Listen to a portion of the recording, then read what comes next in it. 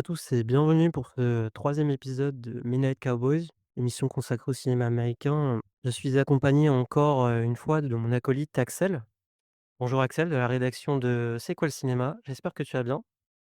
Salut, salut, bah, j'espère que tu vas bien aussi et puis, j'espère que cet épisode va bien se passer avec un invité de prestige, encore une fois. Mon Dieu. Effectivement. Moi j'ai la crève et je suis assez fatigué et on est,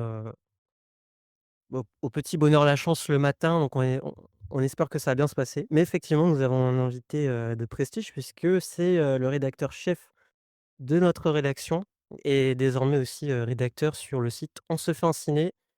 Voilà, un critique de cinéma très pertinent. Bonjour Louane. Mon Dieu, mais que d'éloges, bonjour. Ouais, bah, après, pour rendre honneur, à ton prestige. Mon prestige me rend moins honneur à moi-même, mais du plaisir. Voilà donc Louane que vous pouvez également retrouver, hein, sur C'est quoi le cinéma et rédige beaucoup de critiques, bien plus que nous 2 d'ailleurs. Mais c'est toujours très intéressant, de le lire. Aujourd'hui au programme donc on plonge dans l'univers de Presence, le dernier film de Steven Soderbergh, connu pour son goût de l'expérimentation. Réalisateur américain signe un thriller, singulier qui, a priori, d'après sa bande annonce, pourrait faire penser à une énième connerie et un film d'horreur Blumhouse. Mais spoiler, c'est pas exactement ça. Ici donc l'histoire est entièrement racontée du point de vue d'un esprit, d'un fantôme, d'un poltergeist. L'histoire suit une famille qui emménage dans une nouvelle maison, sans savoir que cette présence invisible les observe en silence. Et donc à travers ce regard spectral, donc Presence joue avec les non-dits, la tension et notre perception du réel.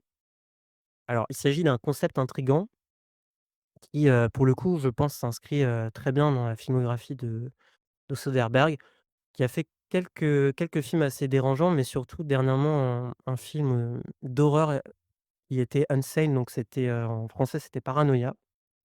Ici au scénario, on retrouve, David Koepp, donc un scénariste qui aime bien quand même, écrire, des rebondissements, assez variés, hein, notamment des twists. Il a tendance même parfois, je dirais, à surécrire, mais ici, ça passe plutôt bien. On verra, on va en parler, il y a notamment un petit twist à un moment et donc par une série de plans séquences et utilisation, d'une steadicam, ce film, d'horreur nous a semblé vraiment intéressant, je pense, à discuter et nous allons revenir sur tout ça. I never had anybody die. Scary. And it goes on. What do you mean? Donc première question que j'ai à te poser Louane, on va commencer par toi. Je pense que ça peut être intéressant de te poser la question en premier. Bah, oui, quand Er même. Penses de ce choix de mise en scène, de cette perspective un peu subjective? Parce qu'on peut penser comme ça à première vue, que ce soit, un concept un peu facile justement pour amener un peu tous les spectateurs en salle. Est-ce que Soderbergh utilise cette caméra subjective pour nous proposer une expérience vraiment intéressante, vraiment unique ou pas? Après, alors là, la vraie question, c'est, les est-ce que les spectateurs vont aller en salle pour le concept ou vont aller en salle pour la com mensongère qui ont été faits, par Ouais, bande-annonce et cetera, en vendant le film comme un film d'horreur?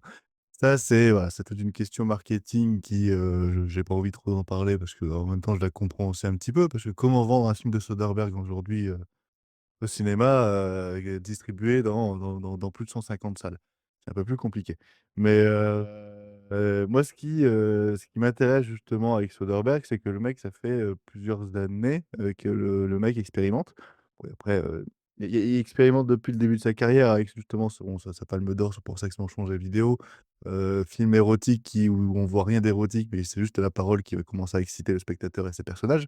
Mais, ça fait vraiment, je pense, 7-8 ans que Soderbergh, moi, m'intéresse parce que, ces films deviennent des petits films.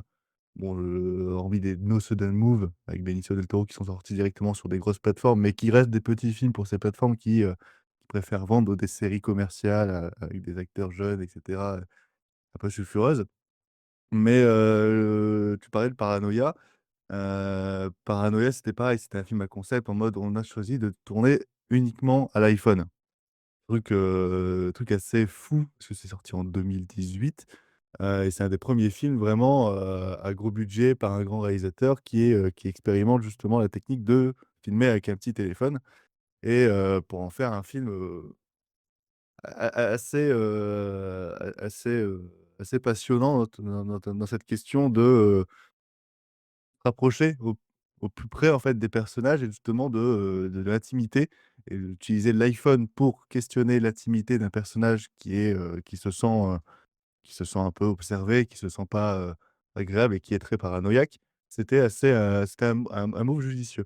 Donc du coup, quand on voit le concept de présence, c'est-à-dire, la caméra, c'est le fantôme hante la maison et donc du coup, la caméra est le personnage principal, en fait, d'un film. C'est on se moi, je m'attendais en tout cas à ce que ce soit, intimement lié avec le sujet, les personnages et cetera du long métrage comme il l'avait fait avec Paranoia et l'iPhone et je pense que moi et comme vous 2, vous vous êtes pas trompés. La caméra est non seulement le personnage principal, mais aussi raconte beaucoup. Moi, j'y vois une triple lecture à ce présence et je pense même qu'il y en aura encore, plusieurs. Mmh. Donc mais c'est tout un jeu non seulement de scénario écrit de David Coeb, mais c'est aussi un jeu j'ai envie de Ouais. dire un gros mot, mais du génie de Soderbergh en général, de toujours essayer de briser, quelques codes et d'aller, chercher beaucoup plus loin que, le simple outil filmique ou même la simple bonne histoire. Voilà, j'ai pas envie de trop développer tout de suite, hein, j'ai plein de cartouches, donc j'attends de Oh, voir ce que OK. vous allez dire. Mais effectivement, c'est vrai que sur le papier, le fait d'avoir David Coep, quelque part, ça peut raccrocher, je pense, certains spectateurs au film. Parce qu'on va le voir et ça détourne quand même, pas mal de codes auxquels on peut s'attendre, hein, sur ce type de film d'horreur. Donc quelque part, qu'on ait un twist, notamment à un moment du film et quelques rebondissements, c'est toujours bien pour garder quelques spectateurs qui seraient laissés de côté. Mais sinon, comme tu le dis, oui, il y a plusieurs degrés de lecture, hein, clairement qu'on peut y voir. Et donc, toi, Axel, est-ce que, parce qu'il me semble que tu connais assez peu, le cinéma de Soderbergh, de ce que tu m'as dit. Oui, Est-ce que toi, effectivement. ça t'a fait penser à autre chose? Ou en tout cas, est-ce que ça t'a fait penser à quelque chose de familier justement ce film? Alors, effectivement, la référence que je vais citer en plus va pas faire plaisir à Louane parce qu'il a détesté le film, mais j'ai pensé immédiatement surtout en voyant en fait la dernière séquence, du film à qu'on révélera un peu plus tard je pense, au dernier, film de Zemeckis, Hier, donc Ouais, qui pareil en fait avait, cette idée, de toute façon on va beaucoup parler de point de vue je pense dans cet épisode parce que ça me semble, assez fondamental. Je pense que de manière générale, même si j'ai vu peu de films de Soderbergh, je pense une dizaine en tout à peu près. C'est toujours, un petit peu un jeu sur les points de vue, j'ai l'impression. J'ai pensé en fait à Fear de Zemeckis tout simplement parce que, il essaie de se mettre à chaque fois dans le bah, déjà on reste dans une seule maison et on suit en fait une famille, et un peu ses déboires, ses névroses et cetera. Bon là en l'occurrence, c'est plus les névroses adolescentes, je pense et ce qui est, non par contre ce qui est hyper intéressant, c'est que, au-delà du fait que j'ai pensé à Here surtout à la fin, c'est que, je trouvais que moi j'avais un peu peur de ça au départ, je pensais juste, que ça allait être un exercice de petit malin. On va dire un exercice de style un petit peu creux quoi, sans profondeur et cetera et en fait, je m'attendais pas du tout, à ce que j'ai vu, parce qu'au final j'ai été assez surpris. Pareil, je pense qu'on explicitera un peu plus tard, cette chose-là. Mais j'ai été très surpris et notamment dans le fait déjà dans un premier temps de, un peu ce qui s'est déjà un petit peu Louane là juste avant, c'est qu'en fait j'ai l'impression qu'il donne une respiration en fait à cette caméra, qui lui donne un pouls comme si, parce que c'est un vrai personnage effectivement et qui en plus a pas du tout un regard surplombant. Pourtant c'est en caméra subjective et cetera tout le long du film. Mais tout simplement parce que c'est un adolescent lui aussi, en fait, cette caméra. Donc non, c'était hyper absolument. intéressant de ce point de vue-là et je pense que c'est un film de fantôme qui m'a aussi rappelé un petit peu, Les Autres d'Amenábar. Je sais pas si vous l'avez vu vous Mmh. aussi? Mais moi Ouais. ça m'a fait un petit peu penser à ça aussi, dans le sens où en plus il y a une sorte de petit twist à la fin qui peut faire un petit peu penser aux autres, mais c'est pas tout à fait la même chose. Mais ouais, j'ai pensé un petit peu aux autres aussi, donc voilà pour les films auxquels j'ai pensé. Après, c'est un film qui se démarque assez pour qu'on ne puisse pas que penser aux références, auxquelles on pourrait Bien penser, sûr. quoi. Si je peux me parler si je peux me permettre de répondre quant à Here, parce que j'y ai pensé aussi.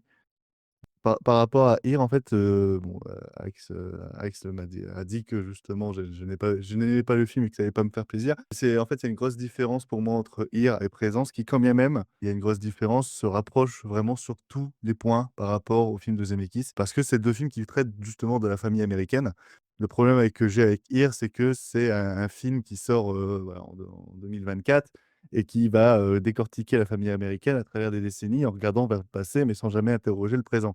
Quand bien même il va traiter de la question du covid et cetera et cetera et cetera, ça reste quelque chose de très puritain, de très de droite, heu, pour être tout Ouais, à fait sincère. je comprends un petit peu ce que tu veux dire.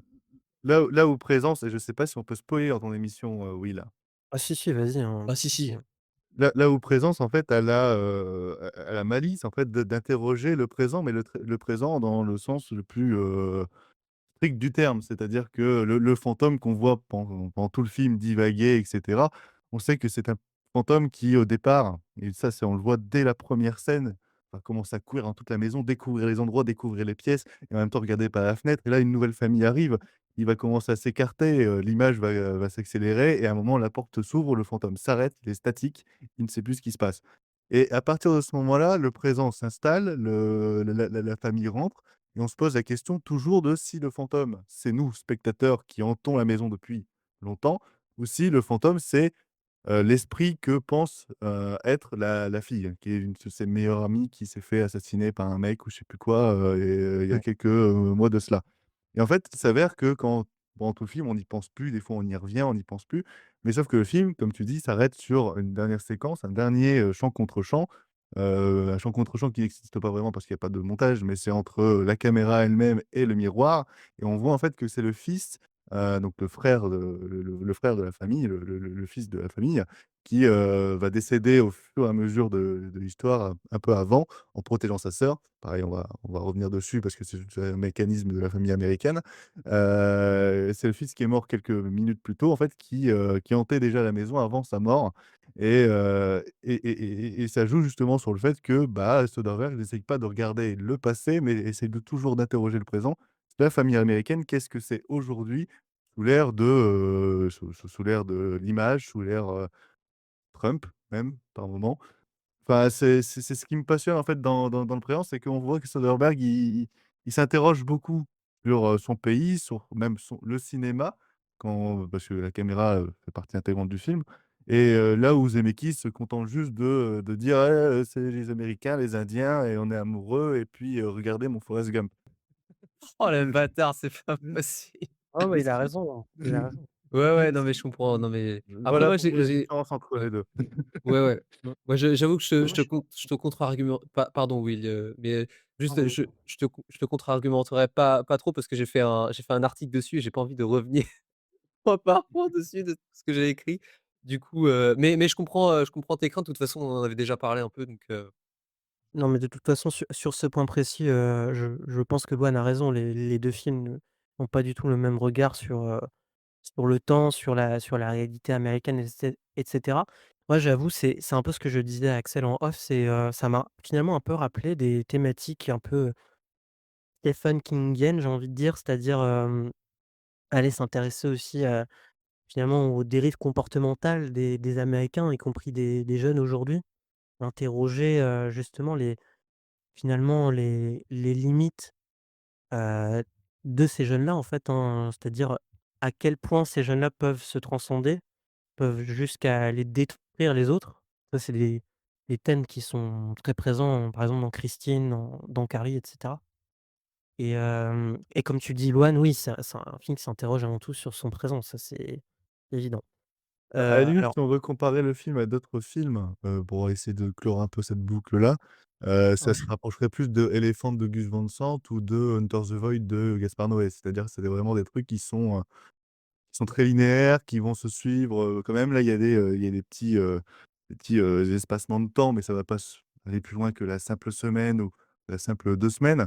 Bah, voilà, on peut rapprocher ça à Elephant de Gus Van Sant qui, pareil, va décortiquer une sorte de microcosme américain qui sont les écoles et donc du coup une amitié entre, plusieurs enfants d'une école ou même Hunter the Void où là, on va juste vivre plusieurs vies d'un toxicomane. Voilà.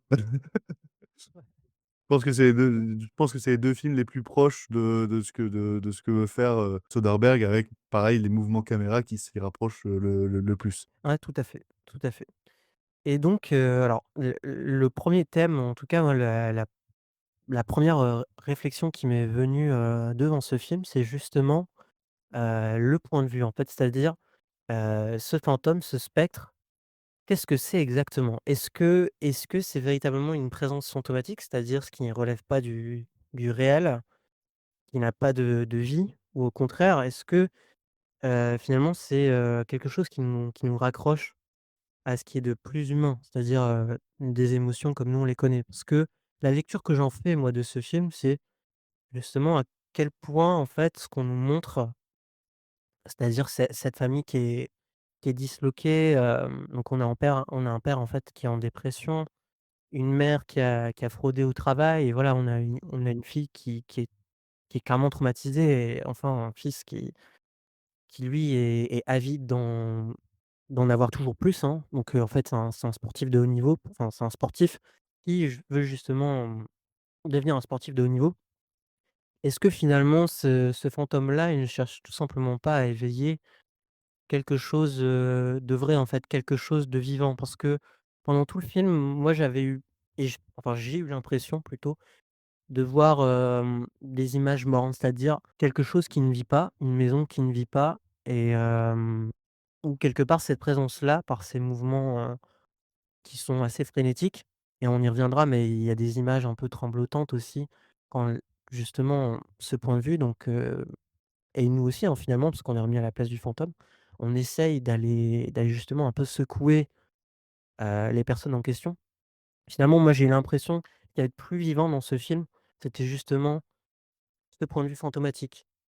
Oui, Finalement, ce qui clairement. est qui nous raccroche au réel, c'est ça. Non, mais clairement parce que tu parlais justement de la maison qui était vivante. En fait, la maison pendant tout le film, elle est morte. C'est-à-dire que les personnages qui sont dedans et la famille qui la peuple, bougent très rarement, sont toujours isolés dans leur salon, dans leur cuisine et le seul être, en fait, dans cette maison qui va virevolter un peu partout, regarder, ailleurs, bouger et cetera, c'est cette caméra. Au point où, même quand la famille essaye de se déplacer, la caméra va toujours faire le triple ou le quadruple des mouvements que vont, exécuter la famille. Ce qui fait que, on a toujours l'impression, nous, en tant que spectateurs, qu'il s'y passe des choses dans cette maison, alors que, quand on les regarde, sur le canapé en train de discuter et cetera, on voit que cette famille se fait chier et que à la limite, la seule personne dans cette famille qui a envie de moins s'emmerder, c'est peut-être, je sais pas si c'est le père ou le beau-père. Il me semble que c'est le beau-père, qui essaie Ouais. justement d'être le plus sympa de la famille et cetera et d'ailleurs, c'est un personnage avec une écriture assez magnifique, je trouve. Toujours, très, très proche de cette fille que la mère isole, ayant une Ouais. préférence toujours pour le fils. Mais c'est celui qui essaye de rajouter un peu de vitalité dans cette famille qui en a bien besoin parce que, la fille est en dépression et on pense qu'elle est, totalement, parano de son amie morte il y a quelques années. Le fils reste enfermé dans sa chambre, commence à se rapprocher de gens qui sont pas très, fréquentables et la mère, elle est complètement alcoolique. Alcoolique à regarder par la fenêtre et à boire son verre d'alcool fort là, que la famille est morte même jusqu'aux meubles en fait, parce qu'ils se ils quand ils commencent à habiter dans cette maison, on les voit jamais vraiment déménager, rajouter des cartons et cetera. On les voit toujours, regarder les meubles anciens, donc dont cet ancien miroir qui va revenir pendant le film, qui, quand il est filmé, paraît assez moche avec des taches partout. Bah, on est dans une maison morte où, le seul être vivant, bah, c'est l'être qui va mourir, en fait. Mmh. Ouais, ouais, la pulsion de vie vient de la caméra et du fantôme, en fait. C'est ce qui est paradoxal et ce qui donne Et toute la beauté au film, du coup. et c'est ça qui est très, très beau parce que quand on sait à la fin que cet être, en fait, fantomatique s'avère être, l'adolescent qui va mourir, même adolescent qui reste cloîtré dans sa chambre, qui bouge pas, qui déteste sa sœur et cetera et qui va, du coup, à travers cette caméra avec une sorte d'effet, d'effet de temps où en fait, il va réagir après et essayer de la protéger avant même qu'il puisse avec cette caméra et ce regard. C'est assez beau de voir que, c'est dans la mort que cet adolescent va, commencer à vivre en fait, loin des Ce que carcans j'ai familiaux. Ah ça y est, allez, c'est bon. La présence en question ne cherche pas à nuire, en fait, totalement à la famille. Elle cherche seulement à provoquer une réaction.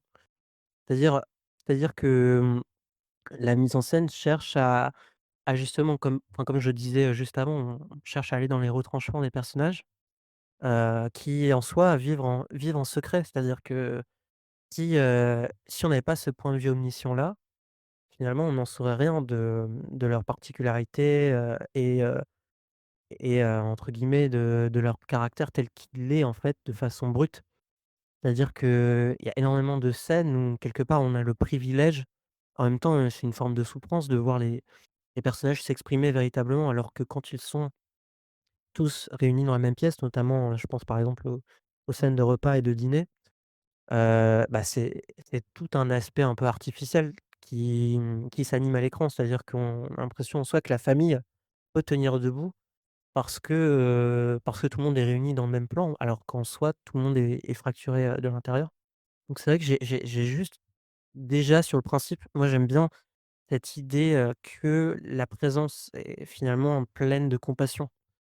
C'est-à-dire que, Et on pourrait très bien reprocher au film, par exemple, que la présence, à certains moments donnés du film, en fait, elle laisse carrément les personnages commettre, des choses qui sont irréparables. Donc là, je pense, par exemple, au moment où l'ami, je crois que c'est Ryan, donc l'ami, va aller droguer, en fait, après avoir drogué, le frère, il va aller droguer la sœur et la présence ne réagit pas parce que justement elle veut déjà créer, une réaction du frère. C'est-à-dire qu'elle veut pas juste faciliter la démarche, elle veut provoquer la réaction. Elle veut que les individus changent d'eux-mêmes. En fait, c'est pas elle qui doit faire tout changer, mais c'est aussi les individus qui doivent, voilà, qui doivent progresser, et apprendre.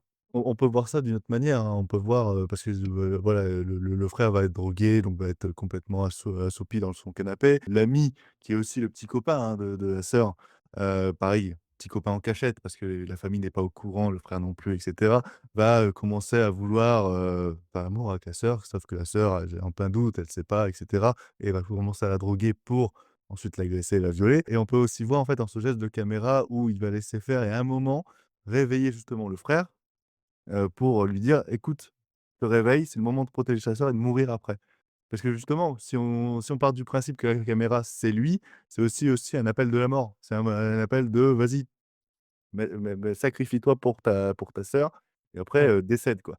Heu c'est ce qui se passe et c'est ça qui est beau et après tu parlais justement de la famille qui vit en secret, ça je trouve ça très intéressant parce que la caméra elle-même sait qu'elle est dans le secret et par moments va se cacher dans le placard et essayer de pas trop Mmh. regarder ce qui s'y passe, notamment pendant les scènes de sexe et cetera, qui rappelle aussi tout le puritanisme américain de on veut pas filmer le moindre Mmh. scène de fesses et cetera. Donc ouais, il y a toute une question dans le film et même de Soderbergh sur le cinéma américain, la société américaine.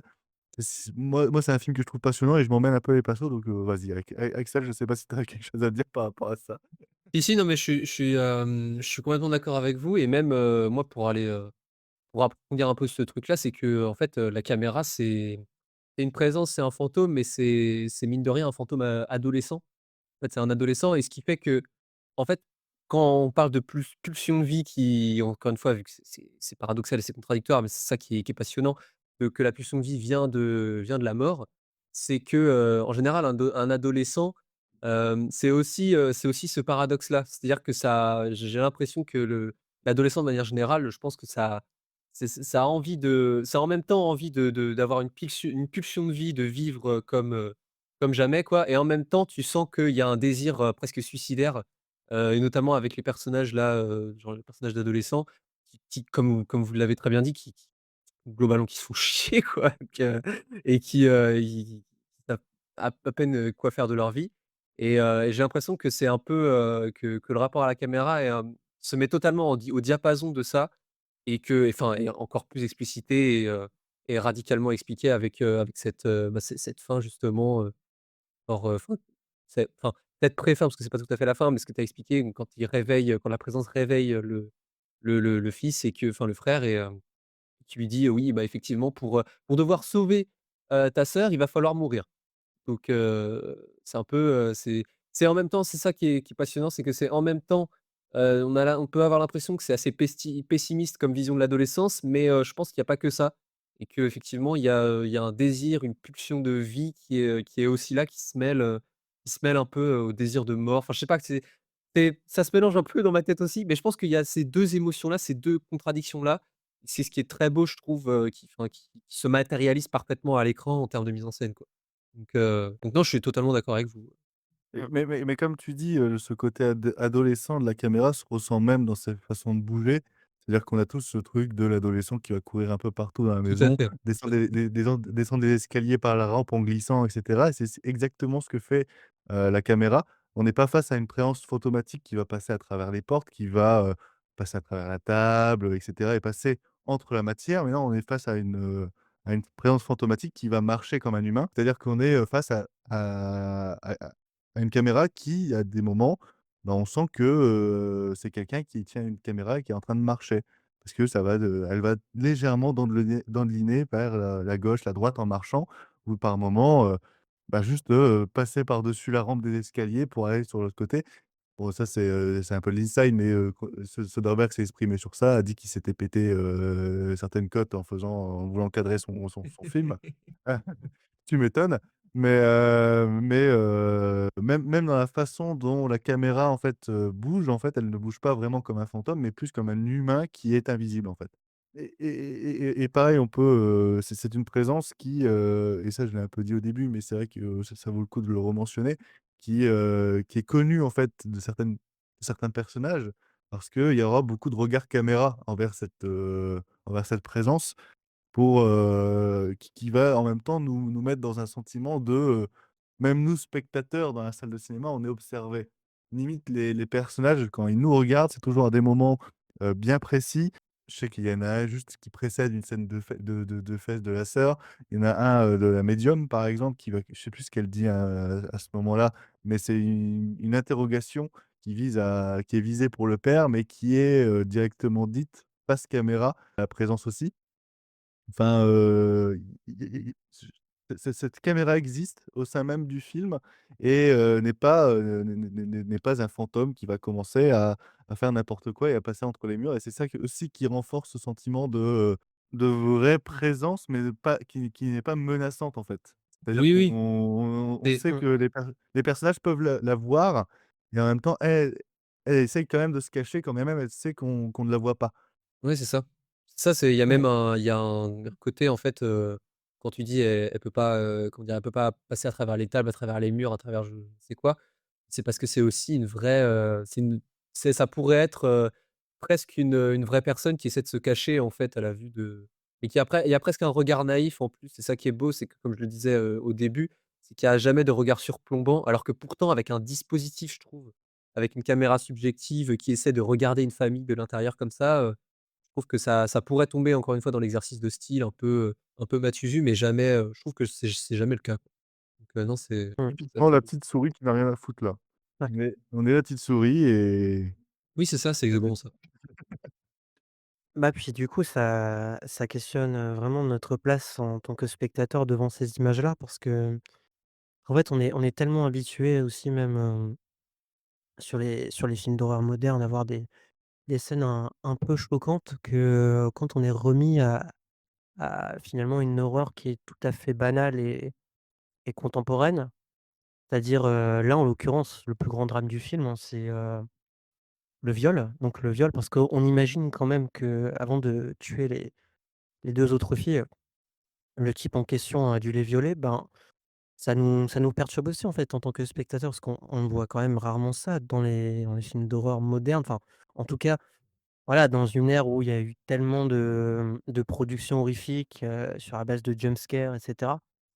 Là, ici, l'horreur se joue dans des détails qui voilà, qui ne frappent pas forcément l'œil et moi, par exemple, il y a un truc que j'aime beaucoup, dans ce film-là, c'est le moment, je crois, où en fait, donc la présence, donc la caméra subjective se rapproche de la fenêtre et on voit la médium qui justement dit qu'il va se passer quelque chose à la fenêtre et on voit précisément donc c'est une plongée, sur la médium et on retrouve le même plan vers la fin du film quand du coup il se passe le drame et que les 2 mecs, par la force des choses, se tuent en traversant la fenêtre.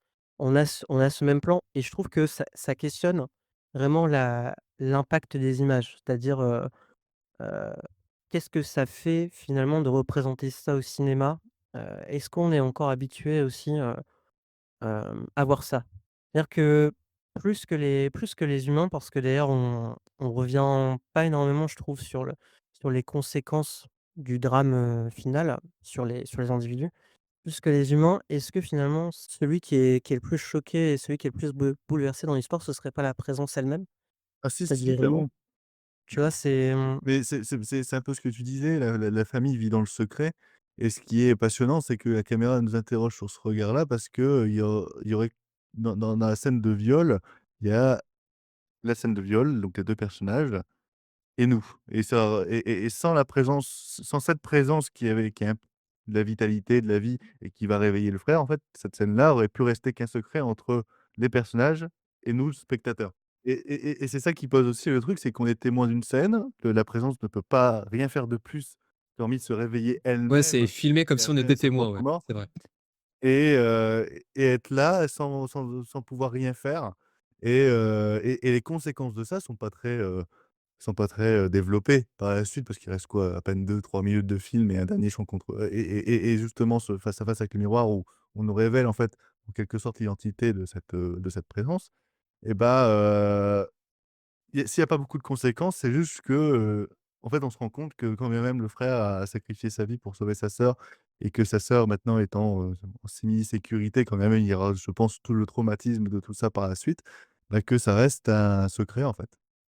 Et que, le sacrifice n'a pas servi à grand chose et que les parents vont pas changer tout autant, leur façon de vivre. Un drame s'est passé, on se tait et le secret, en fait, c'est la sœur qui va l'avoir dans sa tête pendant plusieurs années avec, justement ce les traumatismes liés à cette agression et liés aussi au sacrifice de son frère et cetera et que ça va être quelque chose de très de mental, une présence mentale. Voilà, c'est ça qui est assez fou, c'est que, un peu comme Elephant de Gus Van Sant à ce moment-là, ou même la scène, d'agression dans Irréversible de Gaspard Noé. C'est que, nous, à la caméra, on est juste des témoins, on peut rien faire face à la fatalité de ces personnages et que quand bien même la fatalité se passe, en fait, c'est quelque chose qui va, continuer par la suite et peut-être hanter d'autres personnes, mais tout en restant quelque chose d'assez secret, d'assez privé et d'individuel. Là où, ça devrait être des questions qui devraient être normalement, évoquées partout. Tu vois, genre quand on voit, Irréversible et même le film est à l'envers donc faut pas essayer de se perdre en racontant. Mais quand on voit, ce que va devenir, Albert Dupontel, Vincent Cassel et cetera après le drame sur Monica Bellucci, ben, on se rend compte que c'est quelque chose qui reste de très très privé et qui va juste emmener, chaque personnage à un drame personnel qui va jamais toucher en fait, au-delà que la petite sphère qu'ils se sont créés chacun. Alors que voilà, que ce genre d'acte devrait être justement des questions de communes qu'on se pose, en fait, tous au sein d'une société, mais qui, comme c'est des, intels du coin et cetera, vont pas plus loin et vont, juste être passés sous la houlette, et il faisait pareil avec Kimi, hein, Soderbergh. On voit, Zoé Kravitz, être de chez elle et jamais bouger de chez elle, alors que, c'est tout un thriller, qui prend des envergures un peu plus grandes que son simple logis. Mais le regard de témoin est Heu là aussi. Le regard de témoin et est le là regard aussi. de témoin est là aussi, mais c'est ouais, c'est quelque chose qui expérimente beaucoup Soderbergh ces dernières années et c'est un regard qui moi me passionne parce que ça a toujours été un mec qui a interrogé justement le médium dont il est l'auteur, donc dont il est Mmh. l'un des auteurs, donc c'est toujours passionnant de voir un réalisateur, remettre en doute à chaque fois le regard que peut porter un spectateur envers son film, envers, autre chose, tout ce qui dépasse son film. Et bah, comme tu disais, c'est vrai qu'il y a cet aspect où ça s'est tellement banalisé en fait malheureusement, enfin ça s'est banalisé oui et non, mais il y a tellement de viols par jour, hein, on va pas se mentir dans le monde que, parfois juste nous remettre dans une telle position, sans que ce soit, je trouve, vulgaire ou complaisant parce que en l'occurrence la scène est véritablement terrifiante, hein, pour le coup, la scène de viol, enfin, on est Plus vraiment à spectaculaire, côté, hein. La ouais, scène est anti-spectaculaire, là où ah ouais, d'habitude on va nous filmer, une scène de viol, d'une manière assez, spectaculaire et choquante. C'est-à-dire que mmh. là, tout semble assez naturel dans le milieu et nous rappelle que justement ces petits viols du quotidien peuvent, se dérouler dans une chambre d'ado, dans une sphère un peu protégée par quelqu'un qu'on pensait être, quelqu'un de, quelqu'un de confiance. C'est-à-dire que là, c'était littéralement son copain, en fait. Ouais, c'est clair. Bah, puis, pour le coup, elle s'était quand même pas mal confiée à lui. En tout cas, on ressentait qu'il y avait un lien de confiance qui était établi avec lui jusqu'au moment où, là, d'ailleurs, je trouve que la présence, donc la caméra, on voit bien sur son regard, en fait, il tient il tient en soi les 2 verres avec le jus d'orange et la drogue à l'intérieur.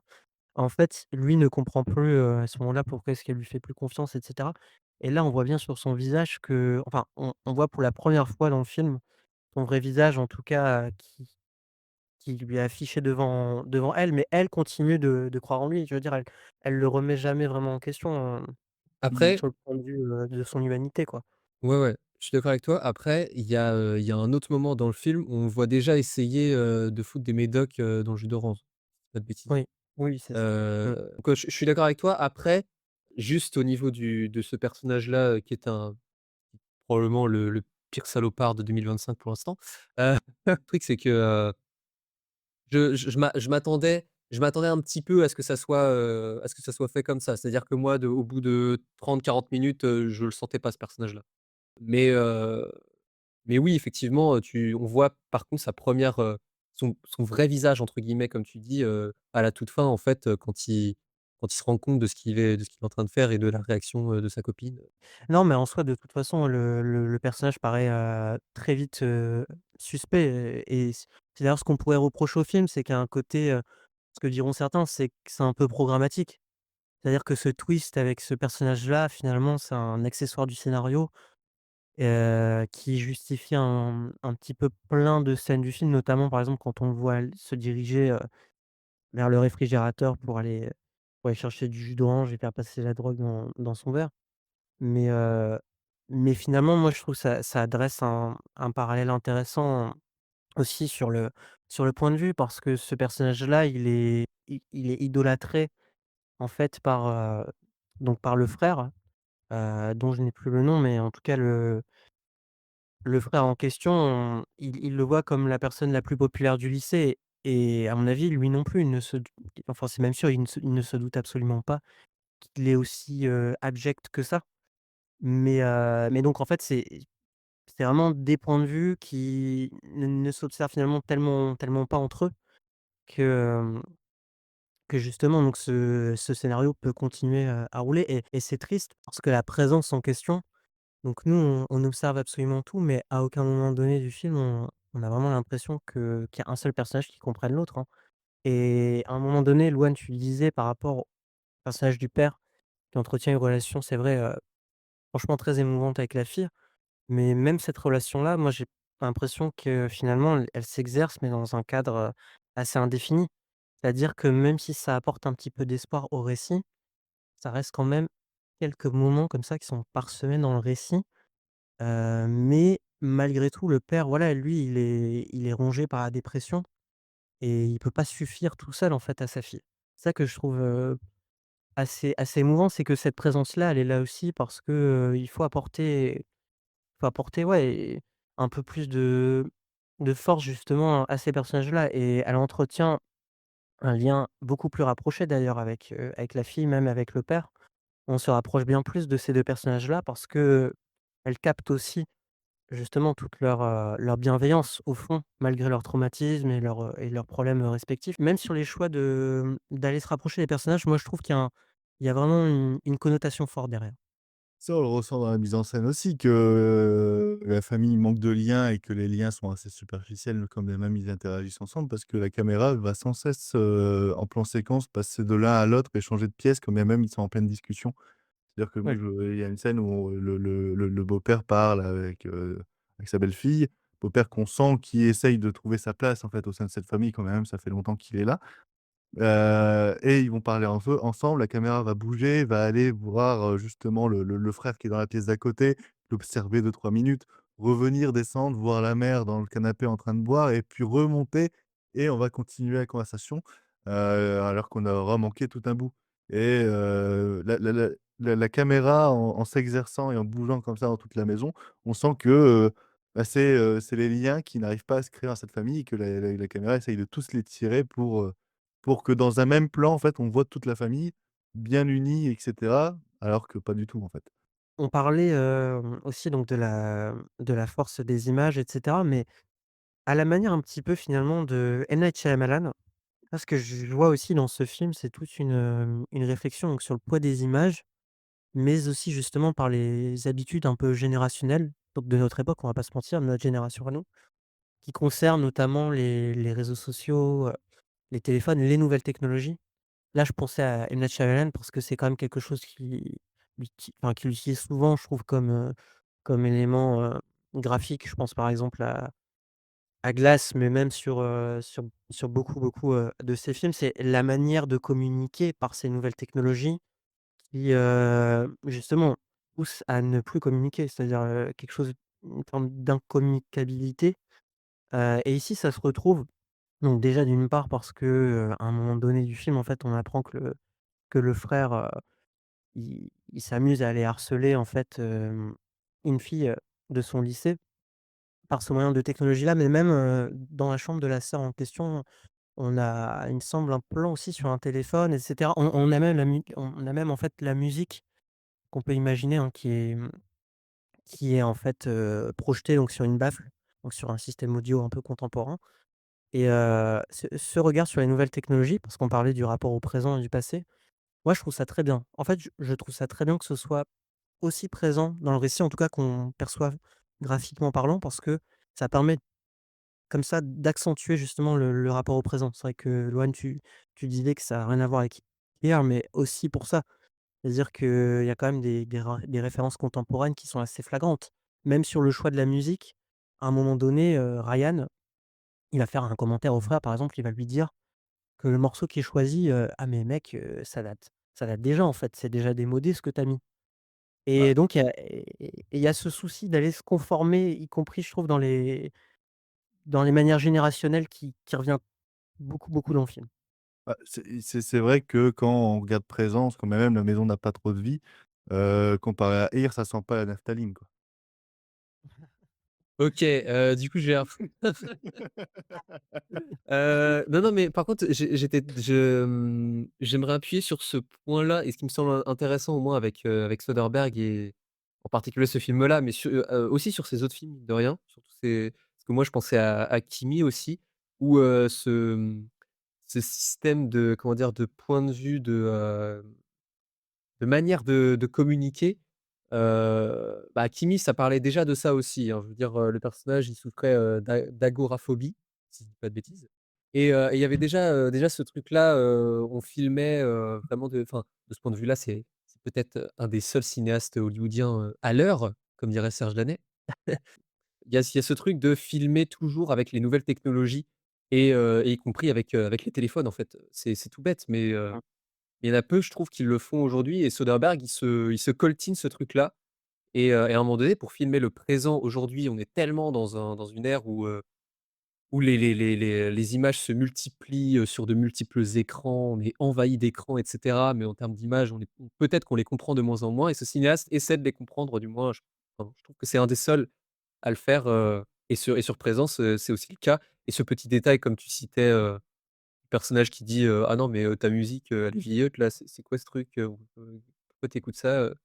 Ça parle aussi un peu de ça et de toute façon, c'est un film qui regarde, de la nouvelle génération d'une certaine façon. Ouais, Donc les ouais, puis en névroses adolescentes de la nouvelle génération quoi, donc Ah, après, il y a ouais, Danny Boyle qui a tourné 28 années plus tard avec un iPhone, mais en rajoutant un objectif de, 1 mètre de long, OK. sur son petit truc là pour essayer de faire quand même une image, qui semble au cinéma. Là où, Soderbergh lui, quand il dit qu'il filme à iPhone, il achète, le petit objectif AliExpress pour essayer de donner une patine, mais c'est tout, quoi. C'est ça. J'ai saigné des yeux d'ailleurs devant la bande-annonce du d'Hannibal. Ouais, je Mais mais ouais, oui, oui, oui, je suis d'accord. faire des commentaires pour être encore plus virulent là-dessus, mais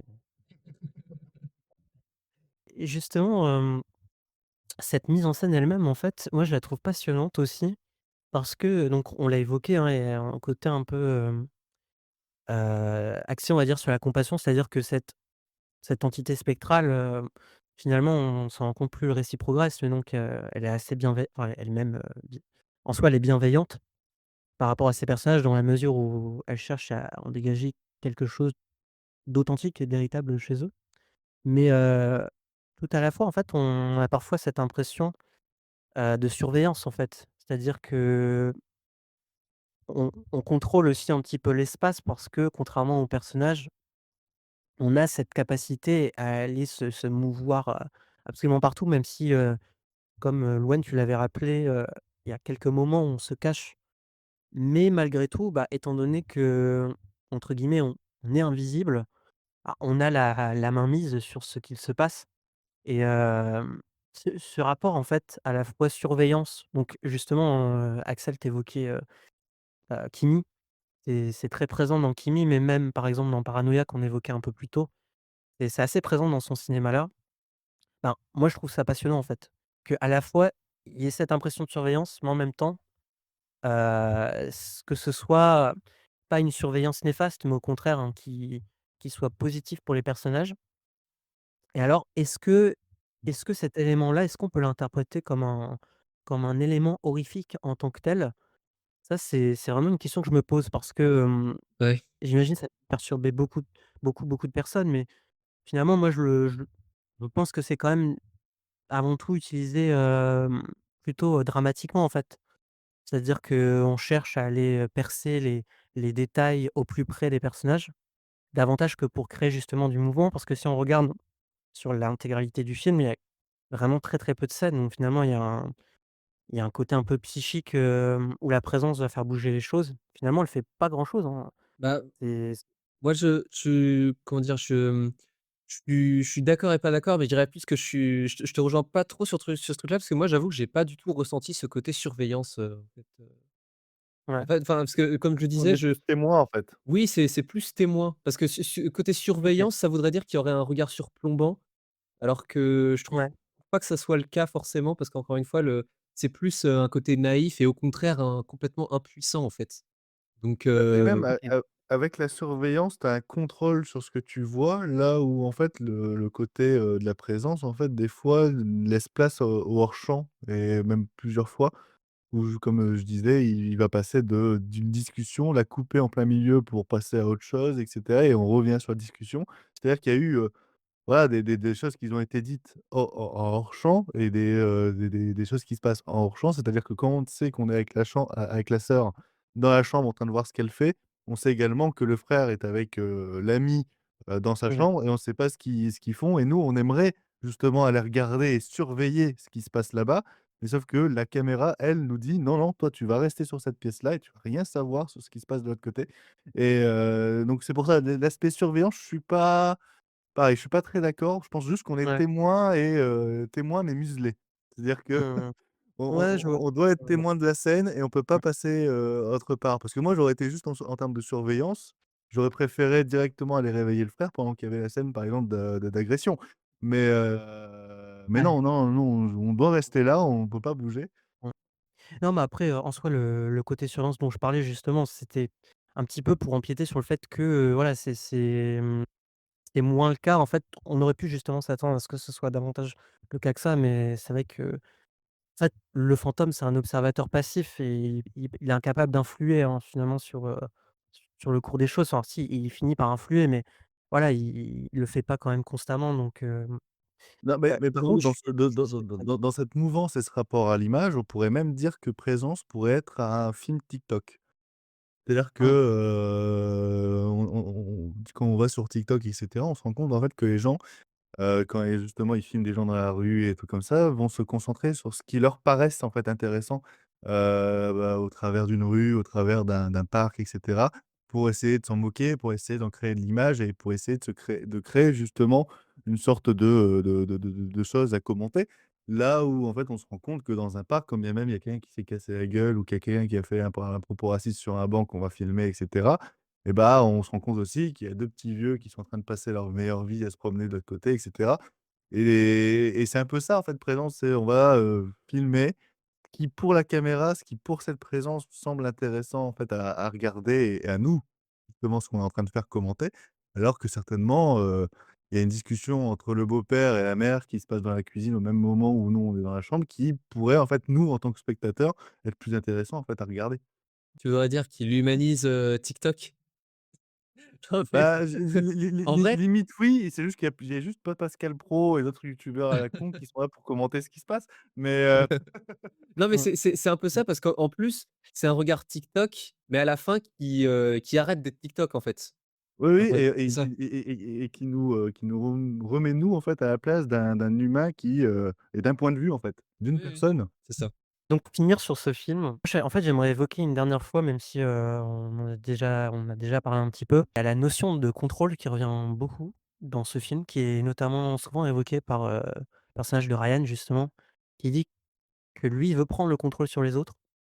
Il y a même une scène où on pourrait presque le trouver, assez, comment dire? Bah, je peux pas dire touchant, mais assez, authentique en tout cas dans ce qu'il raconte parce que en fait, lui-même reconnaît qu'il a envie pour une fois de pouvoir prendre ses choix lui-même et de ne pas, entre guillemets, de ne pas être lié à quelqu'un qui lui dicte ses choix et finalement donc ça, on l'a évoqué juste avant parce que donc Axel et toi, Louane, vous me disiez que l'aspect surveillance, c'est vrai que c'était pas si présent que ça.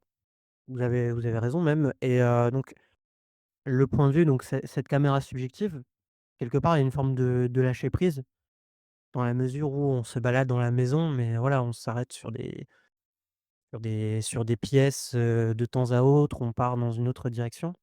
On ne cherche pas à prendre le contrôle complètement sur les personnages, contrairement justement, par exemple, au personnage de Ryan, donc l'antagoniste, mais même, par exemple de la mère qui cherche à prendre l'emprise sur le père. Malgré tout et malgré le fait que, le personnage de Ryan soit un véritable salopard, en fait, il soit lié à cette idée qu'il faille prendre le contrôle. C'est-à-dire qu'il est quelque part, il est un petit peu malade aussi. Et la présence est obligée de prendre le contrôle à la fin du film pour éviter le pire. Mais en soi, il y a quelque chose d'assez tragique, je trouve, là-dedans, sur cette idée qu'il faut absolument avoir la main mise sur ce qu'on fait et au contraire donc de refuser ce lâcher prise que j'évoque. Parce que finalement le personnage qui accepte de tout ressentir, plutôt les 2 personnages qui acceptent de tout ressentir sans forcément, voilà, avoir des choix bien précis en tête, c'est cette fille et le père en question. D'ailleurs, le père, à un moment donné, il lui dit, «Ne change pas surtout, reste qui tu es, mais voilà, faut quand même faire attention parce que ta vie est édictée par tes choix». Mais cet échange-là entre les 2, je le trouve vraiment émouvant parce que ce que nous dit aussi le film, par sa mise en scène, mais aussi ces 2 personnages-là, c'est que, parfois il faut pouvoir se laisser aller en fait. Faut pouvoir, accepter de ne pas avoir le contrôle sur tout. Même la mise en scène ne peut pas absolument tout dire de ce lieu, surtout en 1h20. Donc j'avoue, cette thématique du contrôle, je la trouve, assez bien développée, hein. Bah, je suis d'accord avec toi, d'autant plus que moi je la mettrais en lien encore une fois avec ce truc des névroses adolescentes, en fait, c'est-à-dire qu'un adolescent, je pense que ça veut en même temps, s'abandonner et en même temps, ça veut tout contrôler. Ça veut commencer à tout vouloir contrôler et cetera et je pense que encore une fois, la caméra se met de complètement de ce point de vue-là, quoi. Se colle, à Mmh. cette image-là, de l'adolescent et qui en plus, comme tu dis, enfin, c'est là où c'est très nuancé, c'est que, en même temps, tu sens que la caméra peut rien faire parce qu'on est témoin impuissant, mais en même temps, à la fin, bah, on finit par se rendre compte, du truc et puis il faut empêcher, ce drame-là, quoi. Bon, ça c'est empêcher un drame pour qu'on naisse un autre au final, mais Oui. mais il y a ce truc-là, moi je pense que c'est en rapport avec la thématique des névroses adolescentes et des déboires, quand on est un en tout cas du regard que Soderbergh a sur l'adolescent aujourd'hui. Je pense qu'il Mmh. y a il y a il y a de ça, je En fait, la mère qui souhaite prendre le entre guillemets, qui vit un peu, par procuration, parce qu'elle est dans une affaire un peu bizarre, mais en tout cas, elle vit par procuration. en tout cas à mon sens parce qu'elle s'identifie à son fils et uniquement à son fils. À la fin du film, mine de rien, parce qu'on s'attarde assez peu là-dessus, elle finit par quitter le domicile, donc quelque part, elle finit aussi par se détacher de ce qui la maintenait un peu enfermée dans un cercle vicieux. Ouais, ouais, je suis Donc d'accord. Quand tu parles de contrôle, ce qui est intéressant aussi, c'est qu'il y a une personne qui interagit dans l'histoire et qui pourrait en fait contrôler ce qui se passe, c'est la médium. Alors oui. moi, ils vont appeler la médium, nous, en caractère de personnage conscient de ce qui se passe et conscient en fait que cette présence existe réellement, on sait que la médium quand elle dit qu'il y a quelque chose qui se passe ici, qu'il va avoir un drame et cetera, on sait que c'est vrai. Sauf qu'en fait, les personnages qui sont tellement, qui ont envie, en fait, de pouvoir contrôler ce qui se passe et notamment dans les pensées de la fille et cetera, vont appeler cette médium pour essayer de se rassurer, pour essayer d'avoir, en fait, une affirmation, c'est-à-dire: «Il n'y a rien», pour les rassurer, pour et cetera. Alors que la médium va dire tout le contraire, c'est-à-dire qu'elle va dire qu'il y a une présence et cetera et dès lors que, bah, ça va sortir, en fait, de cette envie de contrôle, c'est-à-dire cette envie de dire: «Il n'y a rien, ma notre fille est un peu folle», quand bien même le père le dit de façon beaucoup plus polie et de façon un peu plus attendrissante, ma foi. Mais, quand bien même, la médium va contrer leurs attentes, ils vont la mettre dehors et quand elle va vouloir revenir, leur prévenir qu'il y aura un truc à la fenêtre et cetera, ils vont la remettre dehors, ne pas l'écouter parce que justement, le contrôle de cette famille, c'est, de paraître le plus, la plus normale possible et de paraître, Mmh.